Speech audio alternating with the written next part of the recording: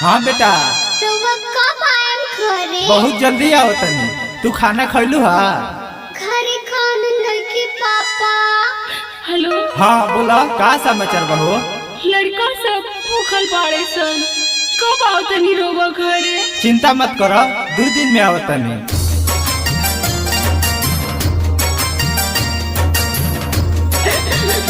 उठ मम्मी, उठ उठ। Mix by Bihari music Gopalganj. Hello hello. काहे बोल तारू बोली धनी ऐसा,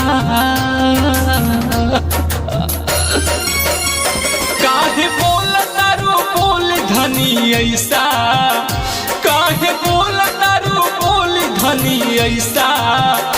बोल बबुआ बबुनी बाड़े घरे कैसा, बोल बबुआ बबुनी बाड़े घरे कैसा।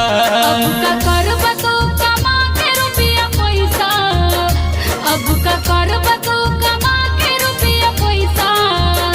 बबुनी बिया नहीं बबुन के जैसा, बबुनी बिया नहीं बबुन के जैसा।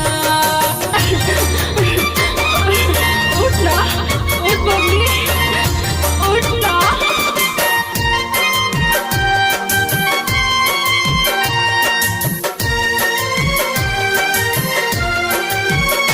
कौन कमी रहे बोल धनी हमार, धीरज राखो बिया अभी बिटिया तोहार। ना रो झूठ बोलो तनी। कतहु काट लिहनी दिनवा हम जैसे तैसे, 10 गो रुपया न रहे दवा लाई कैसे, 10 गो रुपया न रहे दवा लाई कैसे। हे बबनी उठना। कहा जाई विपत पड़ल वैसा, कहा जाई विपत पड़ल वैसा।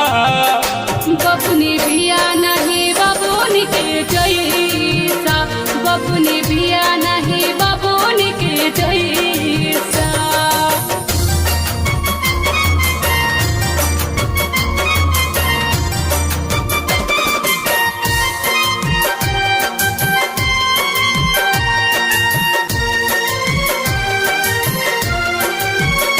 तोहसे पूछनी हमहू ए विधाता हमार, केहू सुने न जग में गरीब के पुकार। ई कौन गलती की सजा देता रहा? ना ऊपर वाला सुने ना नीचे वाला, घर में रहे न कुछ पानी पिए वाला, घर में रहे न कुछ पानी पिए वाला। लिखल धर्मेंद्र बिहारी रीत जैसा, लिखल धर्मेंद्र बिहारी रीत जैसा। सागर शैल से दुनिया बदानो जैसा, सागर शैल से दुनिया बदानो जैसा। Mix by Bihari music Gopalganj.